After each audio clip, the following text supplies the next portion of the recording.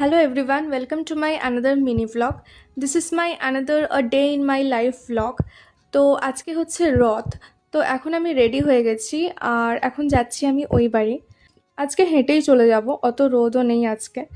আর এই দেখো, এবারে আমাদের এই মাঠে বড় করে রথযাত্রা সেলিব্রেট করা হবে, তাই সুন্দর করে সাজানো হচ্ছে। আর এদিকে জিলিপির দোকানও বসে গেছে।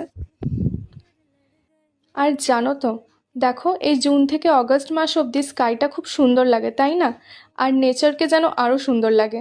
যেতে যেতে এই ফ্লাওয়ার্সগুলো চোখে পড়লো, ভালো লাগলো, তাই এগুলোও ক্যাপচার করে নিলাম। আর এই যে আমি বাড়ির গলিতে ঢুকে গেছি আর পৌঁছেও গেলাম বাড়িতে। আর গিয়ে দেখলাম বড় মিমি আর বাবু বসে আছে। তো ওদের সাথে দেখা করে আমি ওপরে চলে গেলাম।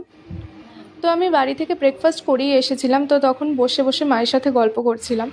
আর তারপরেই দেখি বৃষ্টি শুরু হয়ে গেল দেখতে দেখতে।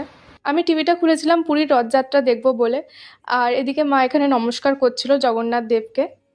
এরপরে মা আমাকে শাঁখা পরিয়ে দিচ্ছিল। শাঁখাগুলো একটু নোংরা হয়ে গেছিলো, তাই মা পরিষ্কার করে দিয়েছিল।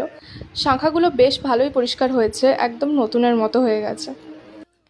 তো তারপরে আমি লাঞ্চ করতে বসে গেছিলাম। লাঞ্চে ছিল ভাত, আলু ভাজা, ঢ্যাঁড়স ভাজা আর আলু দিয়ে ডাল। লাঞ্চটা বেশ ভালোই হয়েছিল। তারপরে কিছু ফ্রুটস খেয়ে নিলাম। সন্ধেবেলা আমি আর মা রেডি হয়ে গেলাম আমাদের ওখানে যেই রথযাত্রাটা হচ্ছে বড় করে, সেখানে যাওয়ার জন্য। তো আমরা টোটোতে উঠে তো পড়েছিলাম, কিন্তু এত ভিড় হয়েছিল ওই রাস্তাটা যে আমাদের মাঝ রাস্তাতেই নেমে পড়তে হলো। এতটা ভিড় হবে আমরা এক্সপেক্ট করিনি। তবে আমরা ভালো টাইমেই গেছিলাম, রথটা তখনই ঢুকছিল।